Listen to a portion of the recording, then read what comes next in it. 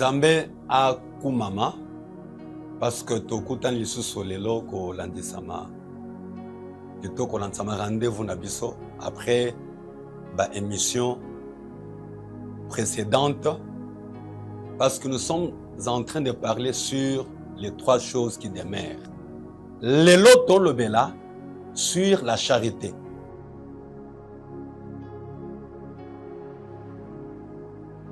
C'est quoi l'amour? La réponse est ça. L'amour consiste à marcher selon les commandements. Parce que bolingo mona na atteint. Nani akomona bolingo?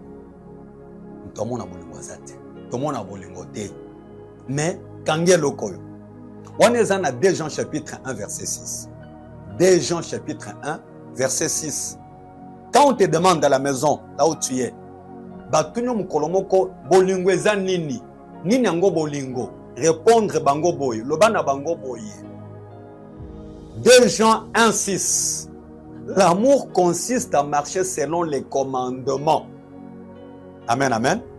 La Bible dit, lesquels vous devez marcher comme vous l'avez appris dès le commencement. Donc c'est ça l'amour. L'amour c'est marcher selon les commandements. Que Dieu nous bénisse. Nini naina loba place na pona leka. Nzambe alobi nanga alobi na yo okolula mwasa muninga te okoyiba te okokosa te tango zo tosa commandement wana c'est ça l'amour. Bonngweze lo mususu te il faut zo tosa nzamba sengi na yo dans sa parole dans sa loi. Il te dit que okolula mwasa muninga na yo te hein okolula ndako na ye te. Mais quand tu obéis à ça, mais c'est ça l'amour. C'est très simple, non?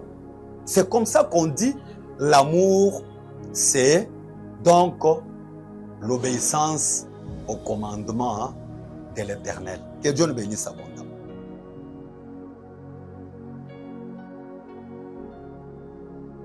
Pourquoi avoir l'amour du prochain? Petit A. L'amour, c'est la loi du royaume de Dieu. Jacques chapitre 2, verset 8. Vous allez comprendre que l'amour, c'est la loi royale. Bolingo. Omoni badon, avant d'attendre un verset. Badon, le don et connaissance par la langue, prophétie, tout ça, ça va s'arrêter ici, sur la terre. Omoni utilité badon, c'est juste pour servir biso. Tant que tu as na mokili oyo na sena moyi oyo. Mais tant que tu connais toi-même, la Bible dit les dons cesseront, la connaissance va s'arrêter. Mais l'amour demeure et reste éternellement. C'est comme ça qu'on dit. Donc l'amour c'est la loi royale ou encore la loi du royaume de Dieu. Dans le ciel, dans la sainte ville, là-bas, il n'y a que l'amour. Hein? Donc c'est comme ça qu'on dit l'amour des mères. Pourquoi? Parce que donc, même dans l'Ola, bolingo nde. Bolingo nde. C'est comme ça qu'on dit l'amour c'est la loi du royaume de Dieu. Je lis maintenant le verset. Verset 8. Jacques 2, 8. La Bible dit, si vous accomplissez la loi royale ou encore la loi du royaume, on est dans la version Saint-Mère, selon l'écriture, la Bible dit, tu aimeras ton prochain comme toi-même. Vous faites bien. Vous comprenez un peu ça? Donc, quand tu aimes ton prochain comme toi-même, tu fais bien. Pourquoi? Parce que c'est la loi royale. C'est la loi royale. Toi qui joues avec l'amour, toi qui hais les autres, ça a très attention. Et plus loin, la Bible dit que celui qui hait son frère, c'est un meurtrier. Oui, mais qui take place aux alaka, le kolo linga ka prochain à yote. Aux boma et kala aux alaka moboum. Yo quand c'est meurtre zaka ka meurtre yamakila. Non, ou bien en action. Soko bomi mutuna mbeli le kolo bakunu ande basalaka. Wana ndo bomi te ko boma. Ils appellent à mettre en pensée. Ils appellent à mettre en parole. hein, ba maître, donc maître eza ba forme belé. Vous en entendez très bien. Yo pe muto yinande kona yo olinga kayete olobaka boy na sepela kana yete asala yo nini mon frère ma sœur, même si asala yo mabe mais nzamba sengi no limbisa, nzamba sengi na yo limbisa et la vie continue. Vous en entendez très bien. Mais tango yinaye vous en mobomi mais lingande kona yo ndengo milingia yo moko soki osali yango va accomplir loi royale. Vous l'en dites très bien. Donc na lola bolingo na bolingo. Pourquoi avoir l'amour? Petit B, c'est l'amour parfait qui ira au ciel. Donc il n'y a pas d'autre amour. Taka bolingo, l'amour parfait. Bolingo e koka, hein? Nde eke lola. Bolingo musute. So linga kande kona yote. Olinga kamutute. Muto nzamba kela lokola yote olinga kayete. Yeba ete bien aimé lola. Nzamba yuka mawa. Petit C, l'amour caractéristique du chrétien. Vous en avez très bien. Baebaka, mon Christ solo, appartient nini ya bolingo. Frère, ma soeur, oko mata, oko kita, oko sala nyoyo, nyoso ko sala. Tokoye bayo, bokoye banga, tokoye bana. Signe ezaka bolingo. Une forme chrétien ezalaka bolingo. Ezelo musuti. Ezawo ya bande kona biso na boy kotanga kombo balata ate. Mais bolingo, topé une forme ya biso ba chrétien, ba croyant. Ezali bolingo. Vous l'en dites très bien. C'est comme ça que Christ avant d'atteindre le verset. Alobi, azob ça veut dire cela bi. Bolinga na bino po ba mokili baye ba ete bozayanga. Vous l'en dites très bien. Obi, moi témoignage muke nazala na mboka moko na tikapo. Na kotanga kombo te na cité kombo ya nini wana te dénomination na te on cité te na remarka bolingo kati na bande kwana. Je me suis dit ata ko to finga bango te na remarka bolingo kati na bande ko wana ngamona lobanga bite bande ko yo basambelaka solo. Mais biso ba soi-disant chrétien entre guillemets tozo sambela mingi mais bolingo ezate. À quoi bon on sambela so toza na bolingo te? Déjà passe. Hein? Tozo prétendre kozala banani pe tozela nini? Na retour lokola toza na bolingo te. Nzamba sunga biso ka biso mawa. Nde tolobi caractéristique ya chrétien eza bolingo. Totangi na verset 1 Jean chapitre 3 verset 11 à 24. Meto kamata verset mi balekaka nanda kutanga nyonso mais awa to kamata verset mi balekaka la yorande bible lobi. Car ce qui vous a été annoncé et ce que vous avez entendu dès le commencement, c'est que nous devons nous aimer les uns les autres. Vous avez compris ça? C'est très important. Verset 12. Et ne pas se ressembler à Caïn qui était du malin et qui tua son frère. Et pourquoi le tua-t-il? Parce que ses œuvres étaient mauvaises et que celles de son frère étaient justes. Vous avez compris? Donc si tu n'as pas l'amour, tu te ressembles à Caïn. Différence c'est atteint. Yom tozo landanga très bien. Ozo sambela mingi. Ozo teya pe mingi ndena oteya bo. Oza l'église abatu belé. Oza pasteur, oza évangéliste, oza musana nzambe, oza na kombo, oza archibishop, archipape. Tobo iteli kambute papa. Mais si tu n'as pas l'amour, okokani na Caïn. Donc différence c'est atteint mon frère, ma sœur. Hein? L'amour nde bolingo nde zo sala chrétien. Bolingo nde zo sala pasteur, zo sala musala nzamba solo. C'est l'amour. Mais quand on n'a pas l'amour, ou bien si on n'a pas l'amour, est-ce qu'on est des chrétiens réellement? Tala. Au monde to sang sabatu. Maintenant je m'adresse aux hommes de Dieu. Moi aussi je les suis. Mais yo kana très bien, musala nzamba. Au sang sabatu, nde to sang sabatu. Et ko sayote. On l'a dit très bien. Quand ça te cause musala nzamba solo, soki tant aux tala, au monde a 10 000 membres nzamba pesayo. Au monde a temple monene, oyo tongela nzamba. Wana ozolo baki en tout cas naza nzamba. détrompe-toi. Comment on est? Bible le dit, là où 2 ou 3 s'ensemble, je suis au milieu d'eux. Vous l'en dites très bien. Donc, oui, c'est vrai, nous avons besoin de foule, la multitude, nous avons besoin. Mais Nzambe, ce qui compte, c'est l'amour. C'est l'amour.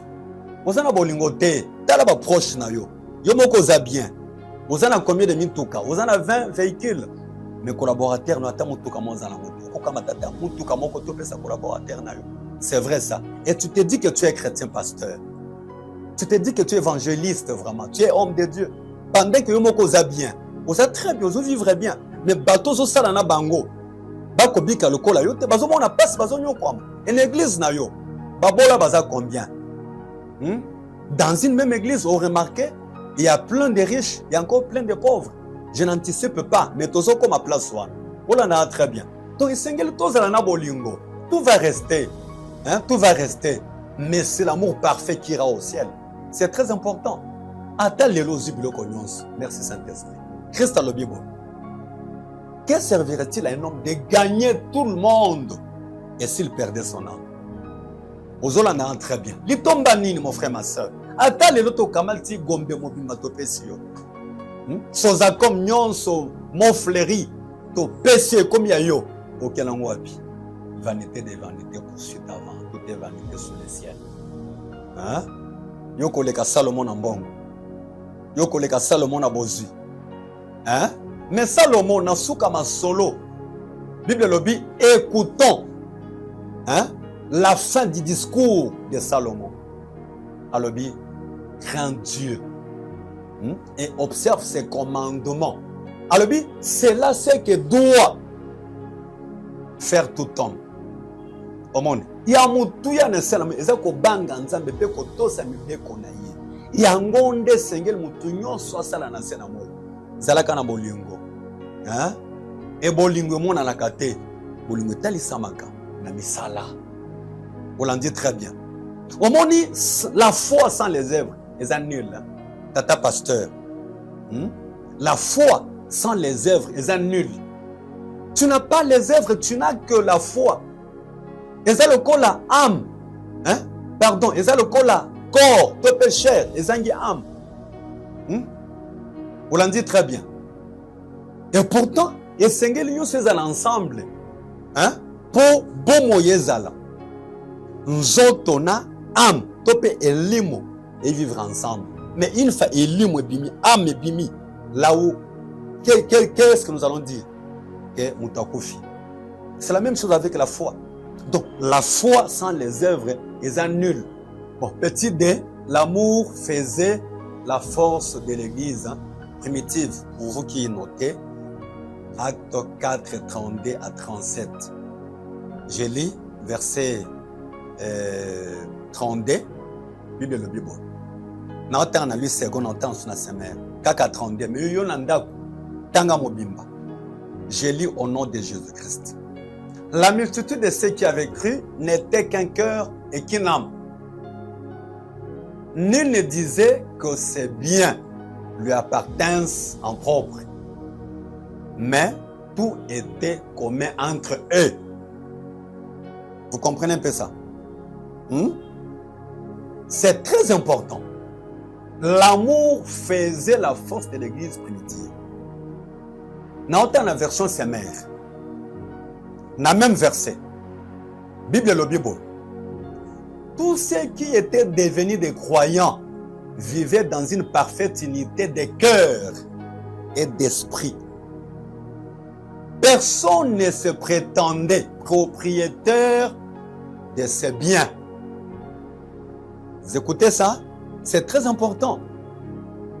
Mais ils partageaient tout ce qu'ils avaient.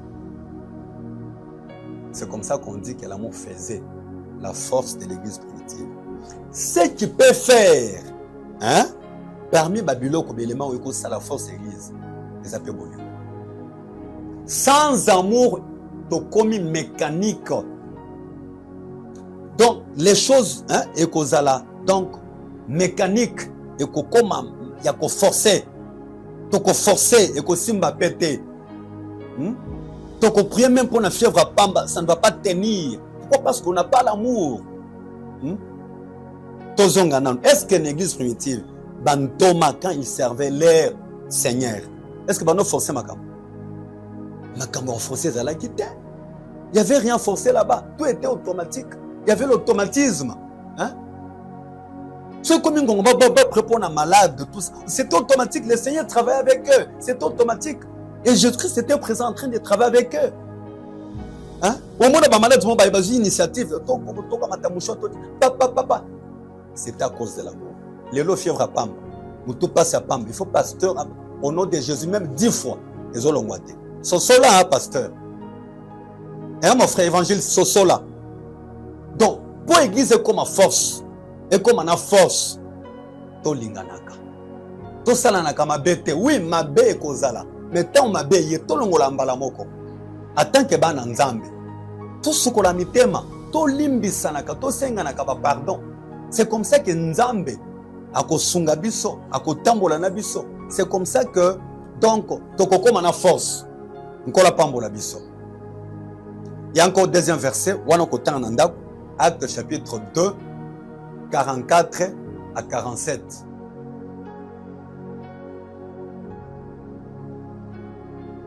Jean chapitre 4, 16 à 17. Bible lobby, réponse Césalie, en croyant de tout son cœur en Jésus-Christ. Comment voir l'amour? La réponse est en croyant de tout son cœur en Jésus-Christ. Tu as déjà les versets. Je peux lire ça, verset 16 et lobby. Et nous avons connu l'amour que Dieu a pour nous. Et nous avons cru. Dieu est amour. Et celui qui demeure dans l'amour demeure en Dieu. Et Dieu demeure en lui. Vous avez compris? Donc, comment avoir l'amour? En croyant de tout son cœur, donc en Jésus-Christ. Donc, le Seigneur est en bas. On dit Jésus-Christ de tout ton cœur. Pour être solo. Et parce que Yesu azabo.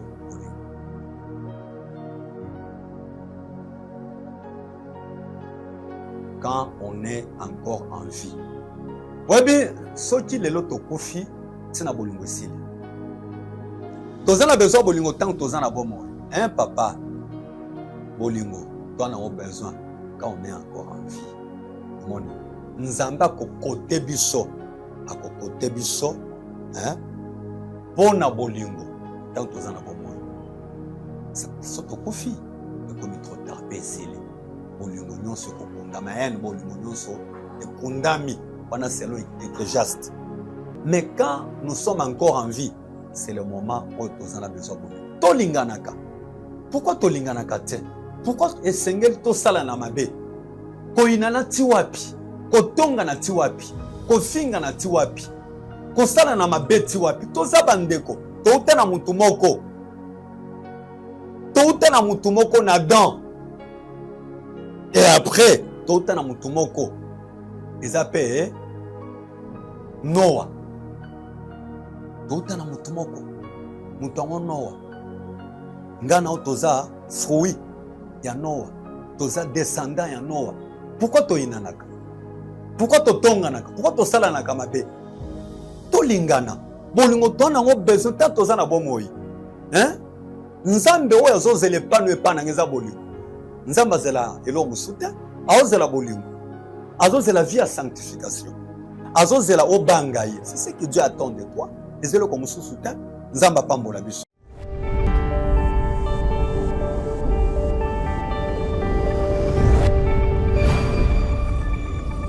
Pour te conclure. Dans un verset mon condé sikato oshipé. 1 Corinthiens 13 1 à 8. Nanda kutanga partir du premier verset, mais ngana otanga partir à 4 versets. En conclusion, la charité est patiente. L'amour est patient, la charité est patiente. Elle est pleine de bonté. Je parle de la charité. La charité n'est point envieuse. On l'a très bien. bolingo elula te mutu olula kalula koza bilulela na place okolula te folula bolingo solo elula te. On l'a dit très bien. La charité ne se vante point. Bolingo pe se vante te. Olanda tata mama nanga vantar ezala mingi te pardon tchanase nkola pambola yo. Elle ne s'en fait plein d'orgueil. Bolingo ezala kana lolengo te. Soko lingaka mapeka te kitisa mapeka na se. Hein? Mon ande kuna yo lolenge comme si elle yo. Hein? Atozana nyoso na sena mwili kamute ya zangili kamute. Nazana pe na mwe loko moko boyo. O peut-être 4 ezate. Omoni. Donc mutale kamuto azate. Yo ozala na biloko wa mukili.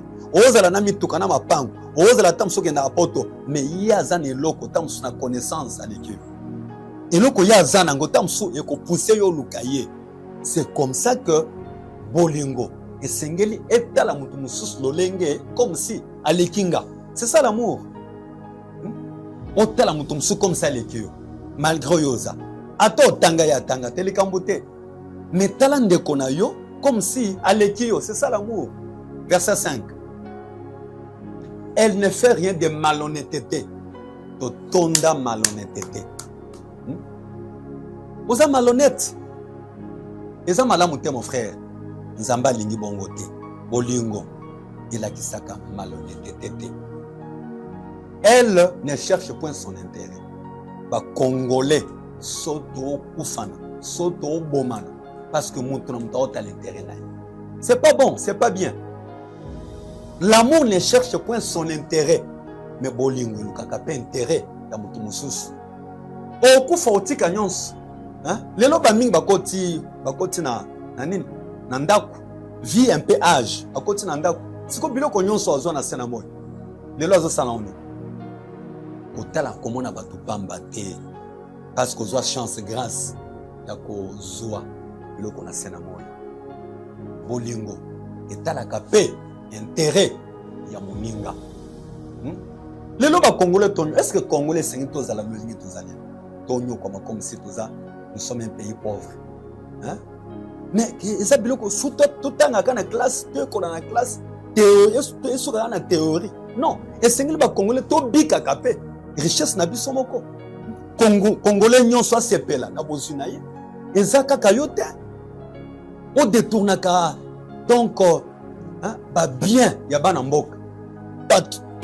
Patrimoine yaba na mboka. Bozu yaba na mboka. On détourner encore pour l'intérêt non propre. Ya yo na mwasi na banano Congolais mususu bazo nyoko ça qui to côté mon frère bongola motema na yo bolingo la ka intérêt ya mutu mususu. Elle ne s'irrite point, elle ne soupçonne point le mal.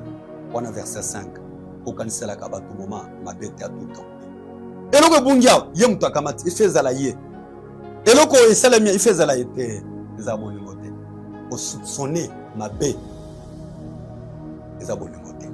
On l'a dit très bien. Parce que ma cambouli n'a pas salé la haute. Au salapé et pas battu sous soutien. Verset 6. La charité ne se réjouit point de l'injustice. Hein? Olingo. Il a kisaka. Injustice. C'est la juste bipayozani. Vous allez juste les abolingo. Vous allez injuste les alakabolingoté. Mais si vous êtes juste, vous êtes juste. Dans le domaine, tu as l'amour. Et si tu n'es pas juste, dans tous les domaines, vous en avez bonne. Vous l'avez dit très bien. Nanda kuna yo, vous en avez bana bandeko. Vous en avez bana de bambana. Ulinga bangoto. Vous allez être juste. Même dans le domaine, dans le point, dans le bloc à polia. Telle c'est injustice na yo. Et ça qui toque que tu n'as pas l'amour. C'est l'amour parfait. L'amour parfait plutôt qui ira au ciel. Zamba pangola. Bible lobby. Mais elle se réjouit de la vérité. Vous l'avez dit. Elle esquisse tout. Elle croit tout. Elle espère tout. Elle supporte tout. Olanti bolingo. Yomutu, ou esquizakate. L'amour te demande, ou encore la charité, de pouvoir tout esquiser. Tu dois croire tout. Na bête à cette place. La charité croit tout. Les lots même entre les mariés. Ton dimana a sauté. Oui, bah, t'es amabe. pour acheter, landa très bien. Tant que mobile, tu peux moi sozo croire dans mobile na yote na moi na yote. Tu pêches. Bolingo, l'amour doit tout croire. Tant mon ninga nanga yebisi, ndeko nanga, hein? Partenaire nanga, mosungi nanga, mwasi nanga, alobi nanga. Boye, topé boy. Et sengeli nanzima, c'est ça l'amour. L'amour croit tout.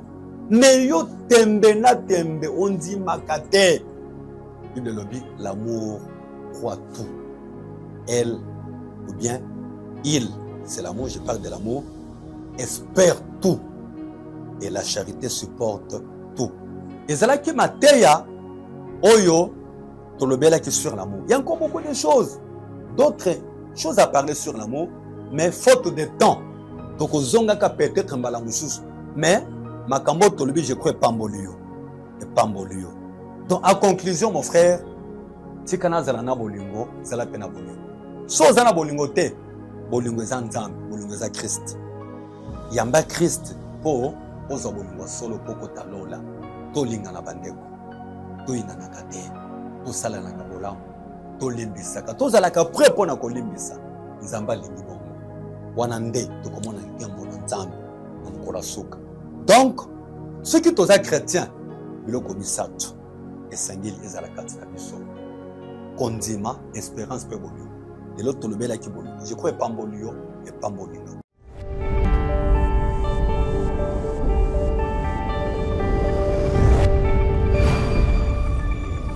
Toko sambe la place tanga miso. Seigneur, te peux merci pour la parole. Si quelqu'un te téyamétique à la graver l'esprit de konanga.